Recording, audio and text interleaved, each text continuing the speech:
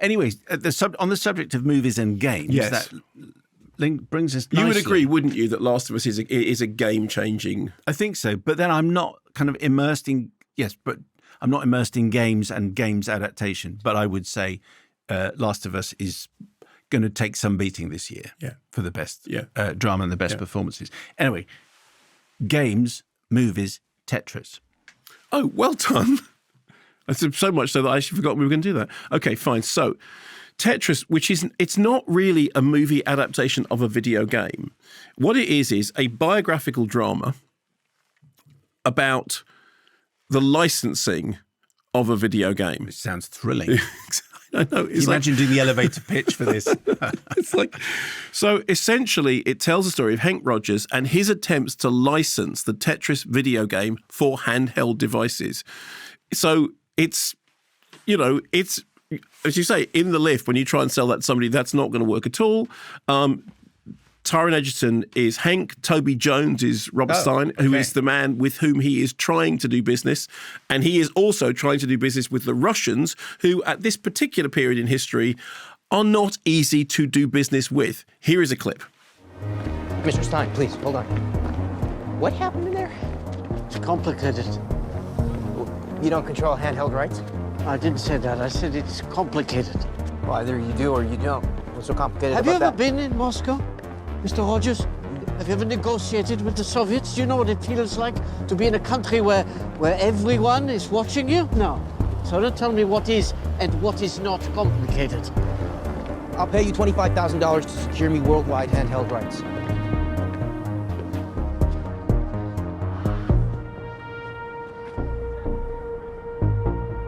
I guess it wasn't so complicated. Which is a great joke, isn't it? It is. What accent is Toby doing there? He's non-specifically European, I think. Okay. So, meanwhile, Roger Allam is Rupert Maxwell. Robert Maxwell. There's a Freudian slip. Okay. Roger Allam is Robert Maxwell under a ton of prosthetics and with a cushion up his shirt, who is trying to steal the rights away for himself. And if you know the story of Robert Maxwell, you'll so unlike him. So unlike him. Anthony Boyle is his son, Kevin. And then Nikita Yefremov is Alexey Pajitnov, who is the guy who actually invented Tetris. Some really interesting stuff at the beginning about it. Did you know, I said this to Child 3 yesterday, and I said, did you know, and of course he knew, that in its original inception, because they didn't have graphics, the Tetris was formed with 2 square brackets. It was, no, okay, but no, well, thank you. That's why it's worth telling you that, but not telling Child 3 who knew that already. So the story itself is basically that he sees Tetris. He thinks this is brilliant. This is going to work. He wants to negotiate the rights for it. The rights are held by the Russians in a period in which the Russians basically are suspicious of everybody and everybody's suspicious of the Russians. There is this middleman played by Toby Jones. There is a lot of going back and forth off to Moscow, in which when he's in Moscow, he is told, leave, go away, stay away, leave, don't come back. You're going to get into trouble. And then what happens is that they have to up the ante in order to make the thing cinematic. So one of the comparisons that was made originally was that it was tonally going to be like The Social Network. Not really, but they throw in a car chase, for example. There is a chase through the streets of Moscow. There wasn't a real car chase. That's completely made up. Then again, you remember with Argo, the whole thing about Argo was the movie was a fake, but the mission is real, because Argo is based on a true story. But all that stuff at the end about the airport stuff, that's all completely made up. That didn't happen. They just got on a plane and went home. It's fine, it's dramatic license. This is directed by John Baird, who directed Stan and Ollie, which I really liked. I think you liked too. Yes. And, he's an interesting filmmaker and has a lot of fun doing this thing about making the world that this story is playing out in refer to the games world. So the visuals keep turning into very early shonky computer graphic visuals. There's this kind of very early techno soundtrack thing, which kind of reminds you, this is what I was saying about before, was back in the past, the future sounded decidedly shonky. During the car chase, when the cars are hitting each other, every time they hit each other, they turn into, computer graphic things. And then at the middle of it all, is another really winning performance by Taron Egerton.